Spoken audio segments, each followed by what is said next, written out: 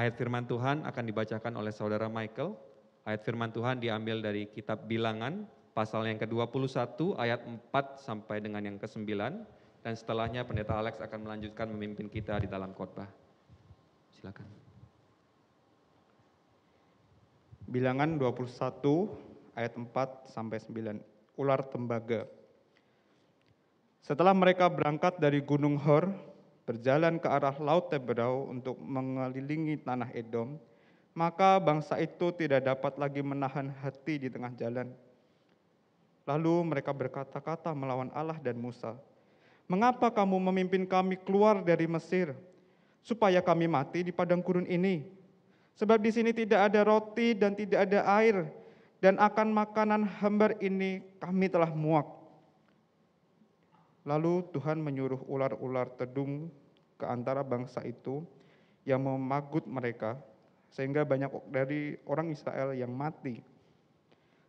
Kemudian datanglah bangsa itu mendapatkan Musa dan berkata, "Kami telah berdosa, sebab kami berkata-kata melawan Tuhan dan engkau.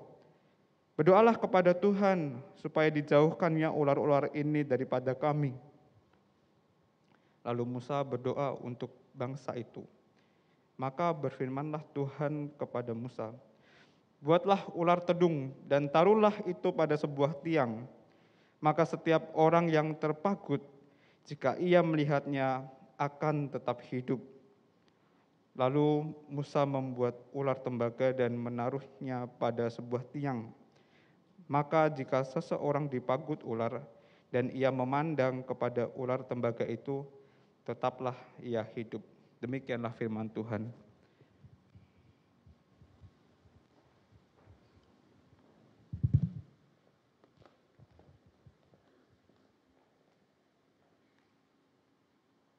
Mari kita berdoa sekali lagi.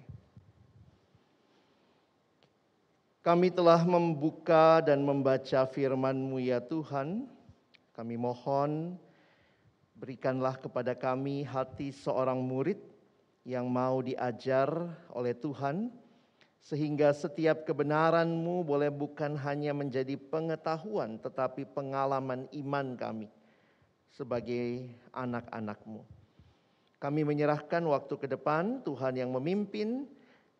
Ketika firman Tuhan dijelaskan, kiranya setiap kami pada akhirnya boleh memahami dan bukan hanya jadi pendengar firman yang setia, tapi sungguh boleh menjadi pelaku-pelaku firman-Mu di dalam kehidupan kami, di dalam keseharian kami. Di dalam nama Tuhan Yesus Kristus, Sang Firman yang hidup, kami menyerahkan pemberitaan firman-Mu. Amin. Shalom saudara yang dikasihi Tuhan. Bersyukur buat hari ini yang Tuhan berikan bagi kita bersama-sama beribadah. Dan tema hari ini adalah Sola Gratia, yang berarti dalam bahasa Latin adalah Sola Gratia, tapi bahasa Inggris kita biasa menyebutnya sebagai grace alone. Hanya karena anugerah. Saya pikir dalam bulan ini penting bagi kita sebagai gereja-gereja yang juga ada di dalam pemahaman dan juga arus reformasi memahami ya. Ada 5 sola biasanya yang disampaikan. Dan hari ini berkaitan dengan sola gratia, ini adalah bagian yang biasanya juga menjadi satu poin yang sangat membedakan antara gereja-gereja reformasi dan yang mungkin secara khusus tidak mengakui bahwa solanya. Jadi anugerahnya percaya, tapi kalau bilang hanya anugerah belum tentu. Nah itu nanti kita coba pahami sama-sama. Nah saya ingin mulai dengan mengajak kita berpikir bahwa sebenarnya semua agama punya konsep keselamatan. Agama apapun punya konsep keselamatan. Yang paling sederhana dalam diskusi adalah keselamatan itu anugerah atau perbuatan baik. Atau kerjasama anugerah dan perbuatan baik. Kalau kita mau cari jalan tengah, orang Indonesia suka gitu kan? Kalau bisa jalan tengah lah. Supaya sana diakomodasi, sini diakomodasi. Nah, Ada lagi karena kita hidup di negara yang mayoritas kepercayaannya masalah timbangan, maka kita seringkali juga diperhadapkan. Bahkan saya ketemu orang Kristen yang konsepnya begini saudara ya. Ya banyak-banyaklah bikin baiklah supaya ke surga. Kalau surga bisa kita masuki dengan perbuatan baik sebenarnya saudara, ngeri juga ya. Itu yang saya pernah bilang beberapa waktu yang lalu waktu saya khotbah di sini. Saudara akan bisa jadi membayangkan surga tempat orang menyombongkan diri. Kenapa masuk sini? Kemarin baru sumbang gereja. Kenapa masuk sini? Oh, saya sumbang ada anak yatim 4 orang, saya sekolahin sampai lulus. Jadi banyak kali ketika orang Kristen berbicara keselamatan, konsepnya juga nggak jelas. Saya ketemu anak-anak remaja ngomongnya gitu, lu jangan kayak gitu lo ntar karma. Wih, kebanyakan nonton drakor nih. Nggak ada karma dalam Kristen. Kita nggak mengenal karma. Karma itu ada dalam sistem agama yang sirkular. Makanya mereka karena kalau mati bakal reinkarnasi, muter tuh. Jadi tidak ada konsekuensi dosa. Jadi kalau sekarang berbuat baik, harapannya nanti di kehidupan selanjutnya akan lebih baik. Kalau sekarangnya jahat, nanti di hidup selanjutnya bisa turun kasta dia. Jadi makanya itu namanya karma, karena sistemnya cuman muter-muter. Kita kan nggak gitu sistemnya. Kita diciptakan di satu titik bergerak maju linier, nggak pernah bisa balik, dan harus memberi pertanggungjawaban di titik yang terakhir. Makanya kita mengenal dosa. Upah dosa adalah maut, karma nggak ada upahnya. Karena cuman balik-balik muter-muter di situ. Jadi karena kebanyakan nonton drakor, jadi ada anak remaja bisa diskusinya gitu. Lu jangan gitu ntar lu karma. Kekristenan tidak cukup membuat kita memahami sebenarnya bahwa kita punya prinsip nilai yang berbeda. Sekarang memang banyak istilah saudara ya. Kemarin ada yang WA saya tanya. Kak Alex katanya ya, ada nggak ya materi tentang healing? Anak-anak sekarang ya. Maaf ke Indomaret aja bilangnya healing. Sebut merek saya ya. Saya bilang materi yang saya harus kasih sama kamu adalah pertama-tama tahu dulu sakit apa. Jangan ngomong healing-healing kalau nggak tahu sakitnya apa. Jadi sekarang, gue butuh healing nih. Lu sakit apa? Coba ke dokter, gue butuh healing. Terus dokter juga akan bingung gitu ya. Lu emang sakit kayaknya gitu ya. Nah saudara, jadi marilah ya kita serius sama kekristenan kita. Syukur ada bulan reformasi, jadi kita ingat lagi. Jangan-jangan aku tidak punya pemahaman yang sama dengan apa yang seharusnya menjadi bagian firman Tuhan yang kita pelajari. Jadi kesederhanaannya ya kita diselamatkan karena anugerah, bukan karena perbuatan baik kita. Nah disinilah saya mau mengajak kita melihat 2 bagian Alkitab. Tadi satunya sudah dibacakan, nanti satunya akan saya juga ajak kita lihat. Tapi numpang tanya dulu saudara ya. Saudara pernah digigit ular?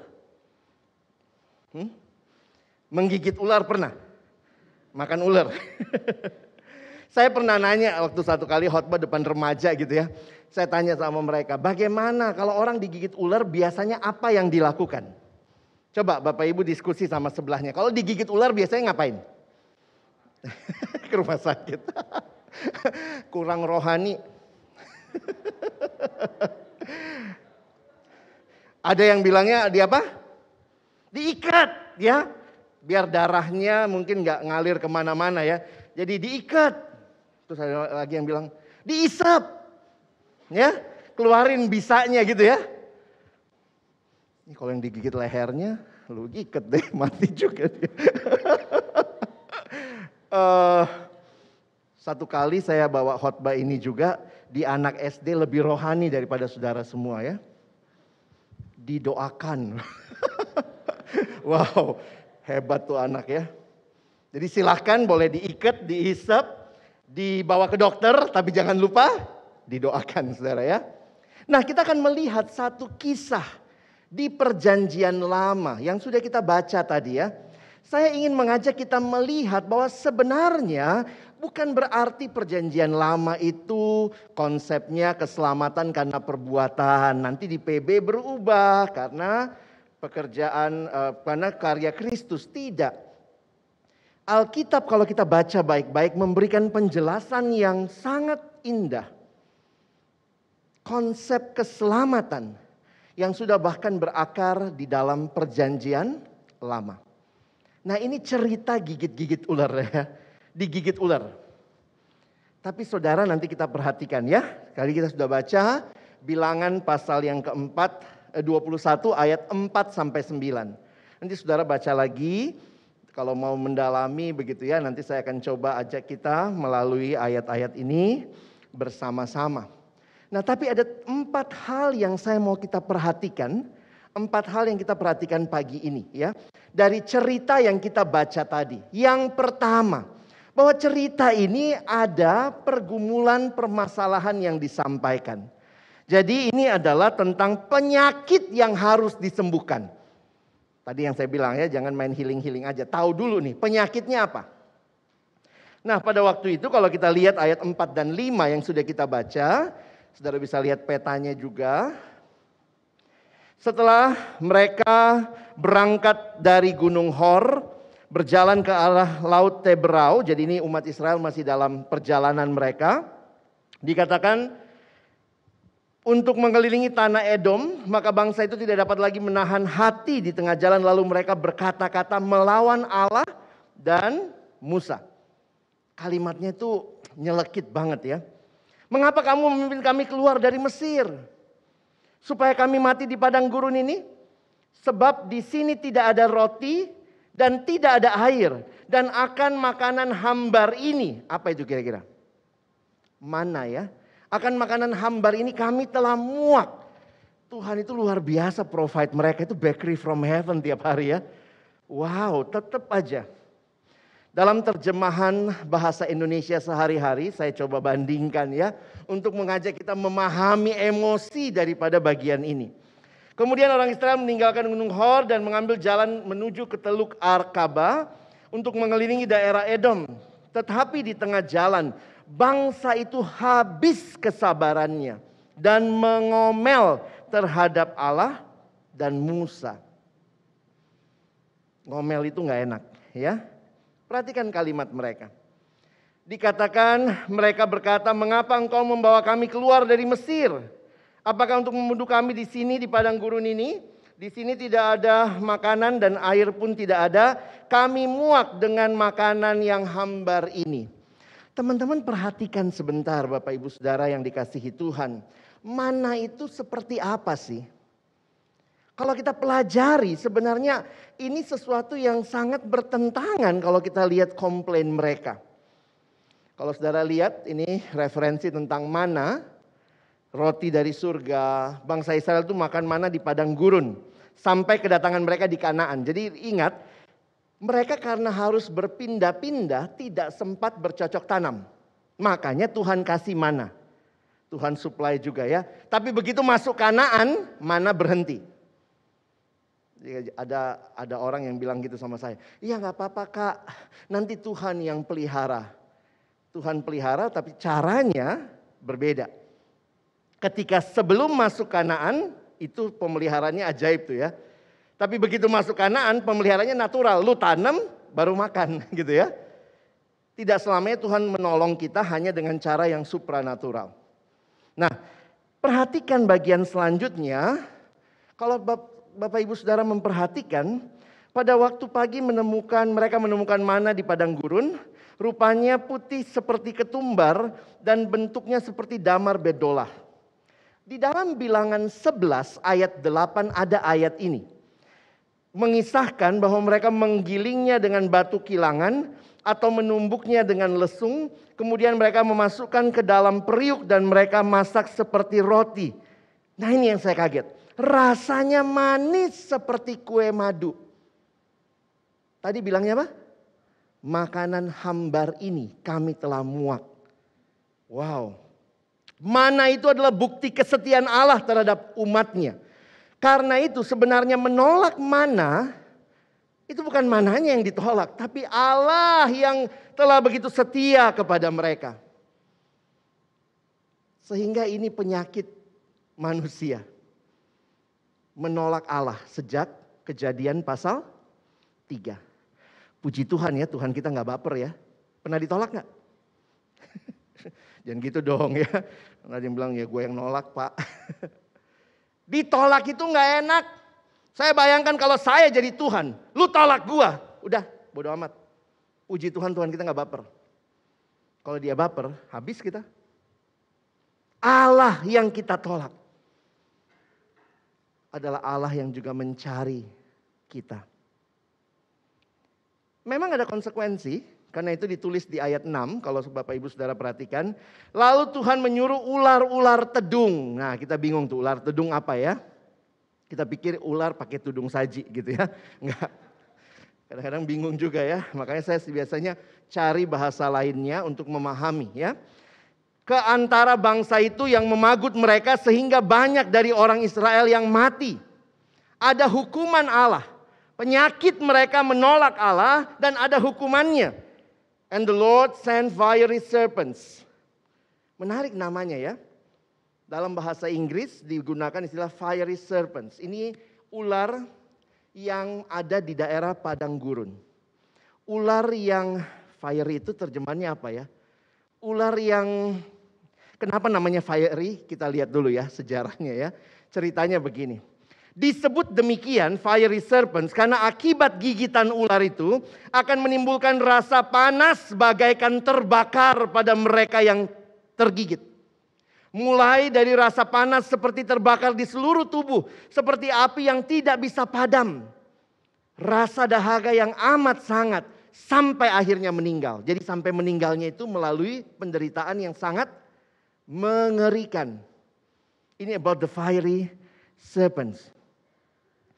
Jadi saya coba menghayati ya, nggak gampang memang. Melawan Allah konsekuensinya ada hukuman dan waktu itu Tuhan kirim ular tedung itu. Pendeta Timothy Keller memberi gambaran begini ya. Penulis kitab Bilangan secara khusus menyoroti suatu gambaran yang luar biasa dalam bagian ini. Karena efek digigit fiery serpents itu mirip sekali dengan efek dosa, kira-kira begitu ya. Pendeta Timothy Keller katakan gejala yang terjadi pada tubuh mereka akibat gigitan ular ini sebenarnya mencerminkan hal terdalam di hati mereka yang menolak Allah. Ada perasaan dahaga yang tidak terpuaskan yang akhirnya berakhir pada kematian.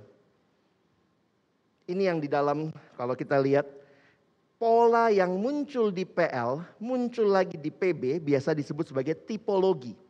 Jadi ini tipologinya ada. Fiery serpents menggigit begitu rupa sampai akhirnya orang itu dahaga dan mati. Maka seperti itu. Demikianlah efek dari dosa. Manusia di dalam dosa itu gak pernah puas saudara. Seperti lagi minum air laut ya.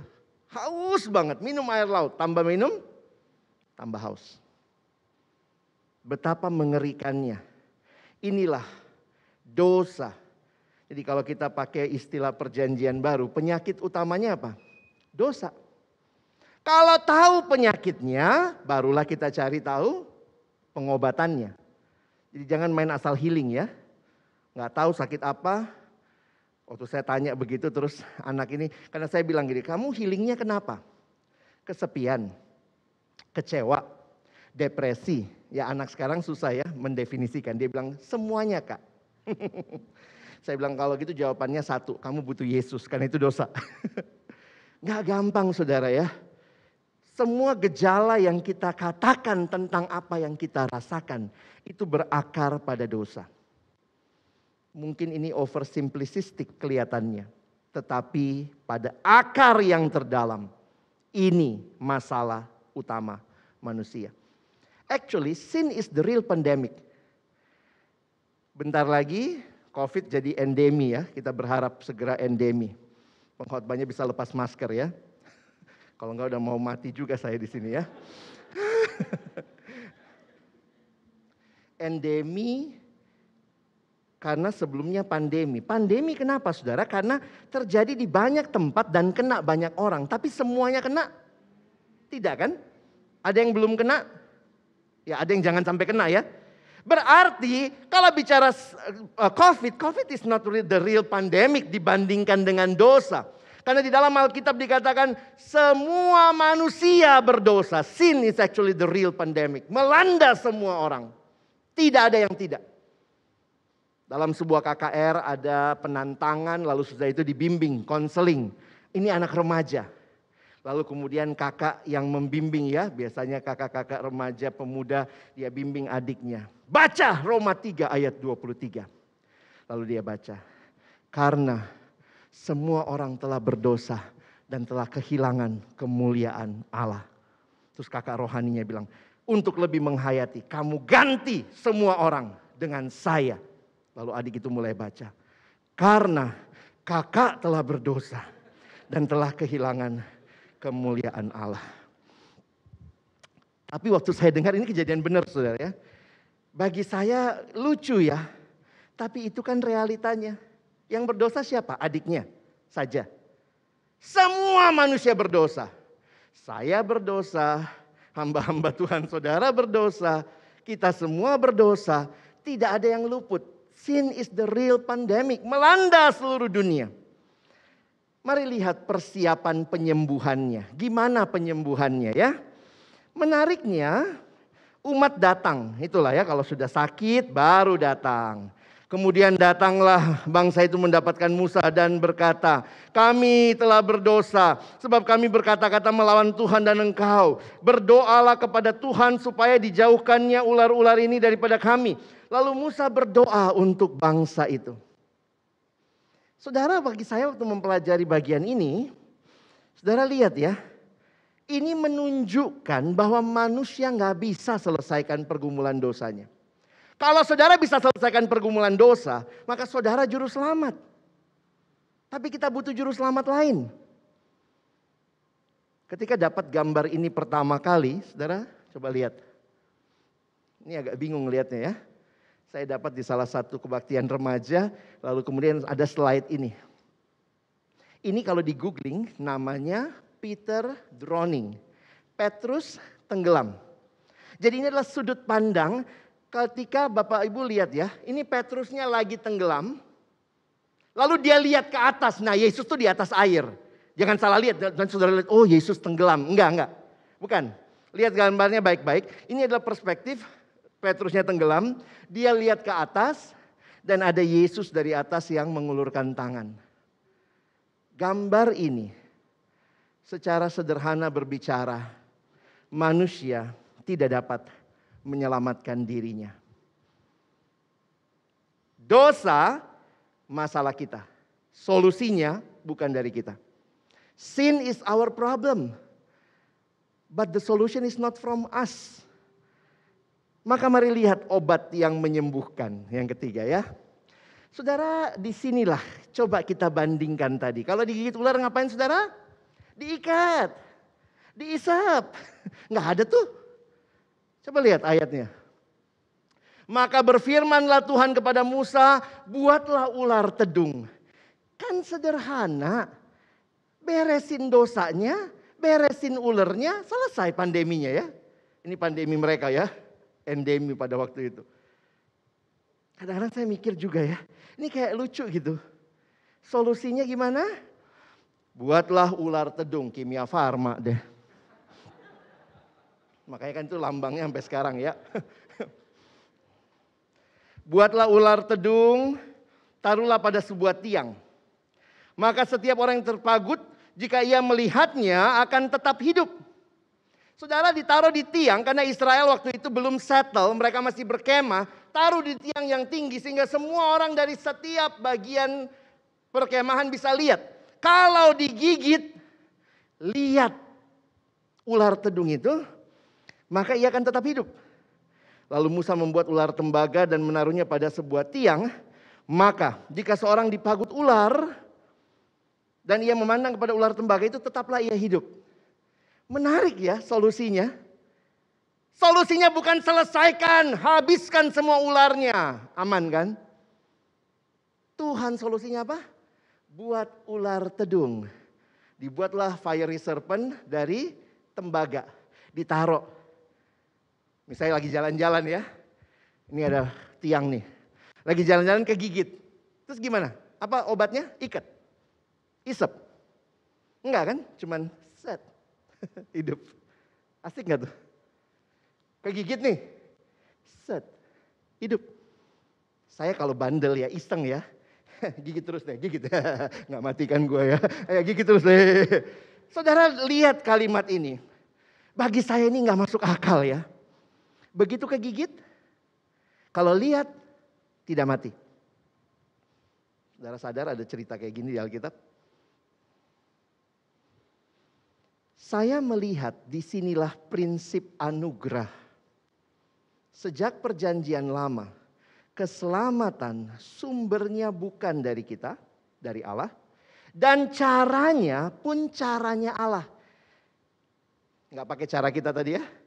Gigit, ikat, isep. Sehingga kalau kita memandang perjanjian baru. Sebenarnya ayatnya sudah dibaca tadi ya. Oleh Ko William. Apa ayatnya?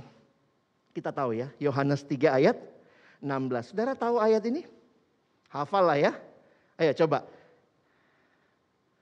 Karena begitu besar kasih Allah akan dunia ini sehingga ia telah mengaruniakan anaknya yang tunggal. Amin. Kita lupa ini sebenarnya sesudah ayat 14 dan 15 yang merefer kepada peristiwa ular tedung di perjanjian lama. Banyak kali kita pikir keselamatan anugerah itu cuma konsep perjanjian baru. No. Perhatikan kalimatnya. Dan sama seperti Musa meninggikan ular di padang gurun. Demikian juga anak manusia harus ditinggikan. Supaya setiap orang yang percaya kepadanya beroleh hidup yang kekal. Tuhan tidak hilangkan dosa. Suka nanya gitu kan. Tuhan kenapa sih sesudah kita percaya Yesus pun masih bisa melakukan dosa. Harusnya kalau Tuhan mau selamatkan kita. Kalau pakai cara kita. Beresin dosanya kan. Habisin dosanya sudah. Kita hidup bersama Tuhan selama-lamanya. But that is not the problem.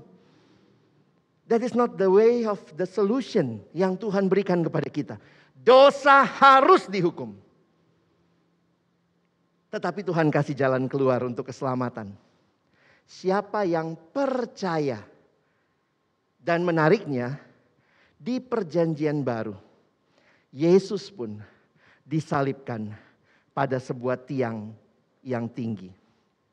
Supaya setiap orang yang melihat kepadanya tidak binasa. Jangan baca ayat 16 tanpa baca 14 dan 15. Kenapa? Karena tipologinya sama. Sama seperti di perjanjian lama. Di perjanjian lama itu keselamatan itu dari Allah. Pakai caranya Allah. Demikian juga di perjanjian baru. Kenapa Yesus? Kenapa harus disalib? Kadang-kadang kita suka begitu ya. Kita suka berasa kalau kita jadi Allah lebih bagus ceritanya ya. Kenapa Yesus mesti berdarah-darah? Itu kalau kena sensor film tetap 17 tahun ke atas itu. 21 bahkan. Kita akan mikir kalau saya yang jadi Allah. Yesusnya cuma lewat saya. Set. Saya pernah mikir waktu masih kecil. Kalau saya jadi Allah saya tulis tuh di awan. Akulah Tuhan. Semua yang lihat, wah bertobat. Kenapa harus pakai Yesus berdarah-darah? Caranya cara apa? Ini bukan cara yang baru. Ini sudah ada di perjanjian lama. Supaya setiap orang yang memandang kepadanya beroleh hidup yang kekal. Saudara, waktu dapat siluet hidup Yesus ini senang ya. Kenapa? Ini siluet hidup Yesus dari dia lahir sampai dia bangkit naik ke surga. Tapi pertanyaan saya, di mana Yesus bilang sudah selesai? Di kayu salib. Dan sama seperti Musa meninggikan ular tedung. Demikian juga anak manusia. Harus ditinggikan. Yesus tidak bilang sudah selesai di palungan. Lucu juga ya kalau ada orang majus datang atau si gembala terus ada anak kecil ngomong udah selesai. Ih lari ya. Kok ada anak kecil ngomong. Di mana sudah selesainya? Yesus tidak bilang sudah selesai habis dia jalan di atas air. Akrobat ya. Udah selesai. Dia datang bukan buat akrobat. Dia datang untuk menyelamatkan engkau dan saya.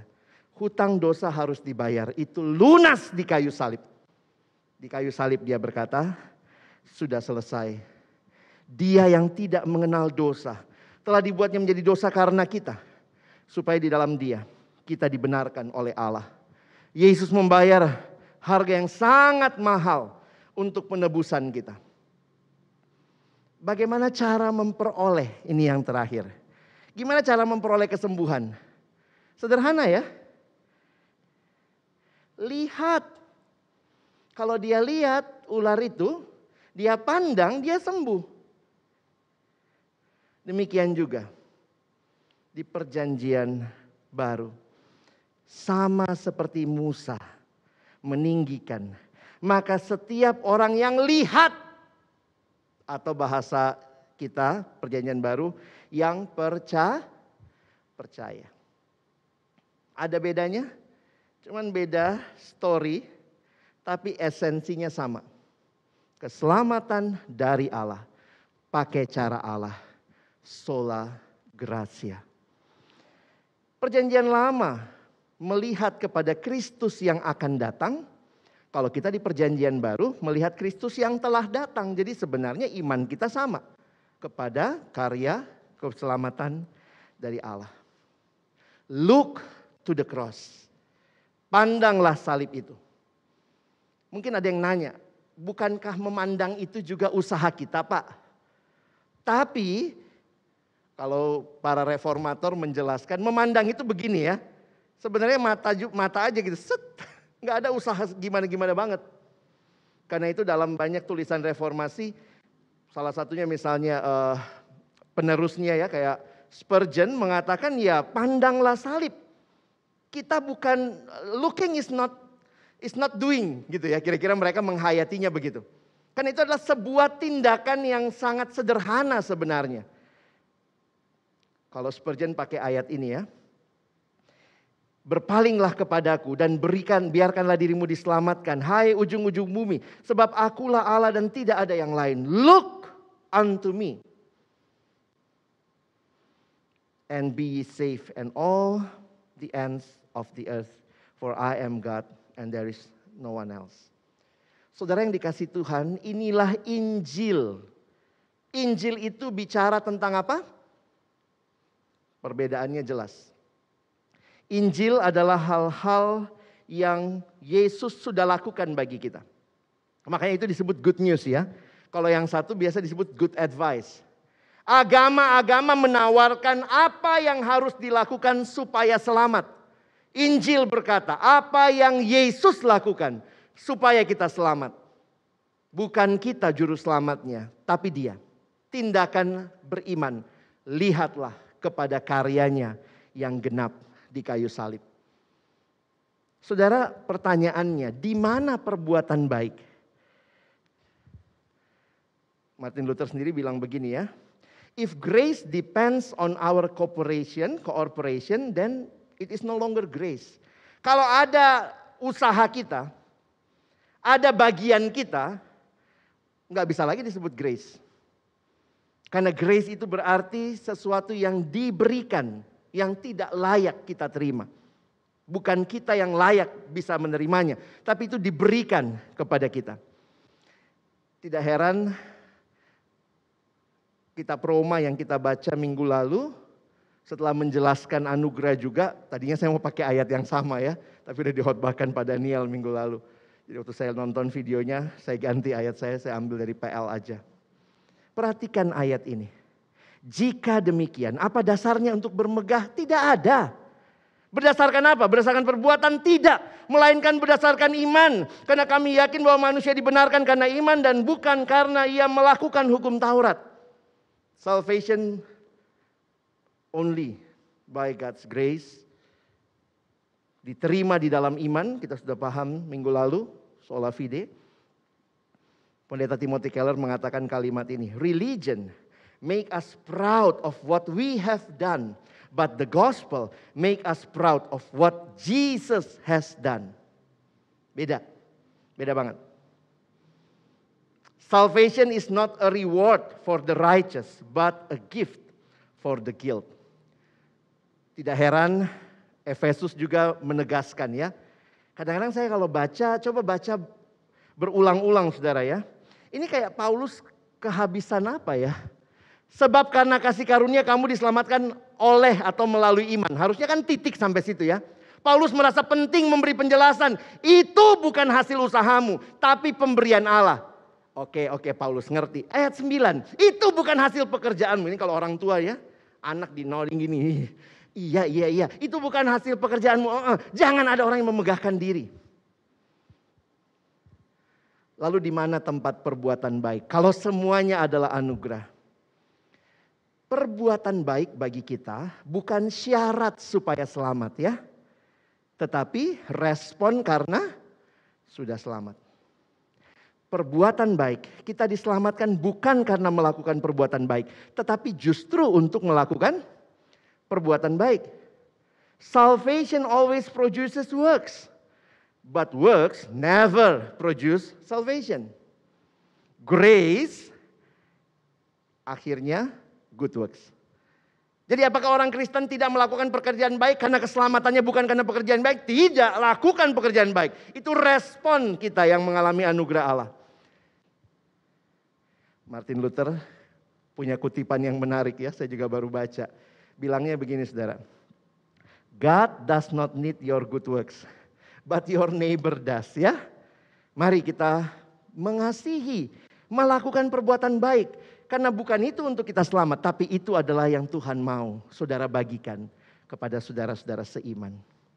Sola Gracia bukan membuat kita tidak melakukan perbuatan baik, tapi justru lebih giat meresponi kasih Allah yang besar dengan memberikan yang terbaik dari seluruh hidup kita bagi kemuliaannya. Amin. Mari berdoa. Terima kasih buat firman-Mu Tuhan. Terima kasih buat anugerah-Mu yang luar biasa. Bukan karena kami layak, bukan karena kami mampu, tapi Engkau Allah yang melakukan semuanya bagi kami. Tolong kami memandang kepadamu, melihat karya salib-Mu, beriman, percaya bahwa hanya Yesus satu-satunya jalan keselamatan. Dan karena itulah kami boleh hidup di dalam hidup yang baru. Hidup yang meresponi karya kasih-Mu. Terima kasih, tolong kami memahami iman kami. Memahami keselamatan yang Tuhan karuniakan. Dan bahkan juga memberitakannya. Supaya orang-orang di sekitar kami. Yang juga punya pergumulan yang sama, masalah dosa. Mereka tidak menjadi orang-orang yang menyelamatkan diri mereka. Karena tidak akan pernah mungkin. Tapi mereka datang ke salib Kristus. Disitulah dosa diselesaikan, hidup baru dikaruniakan. Dalam nama Tuhan Yesus yang sudah memberikan segalanya bagi kami. Kami sudah berdoa, bersyukur. Amin.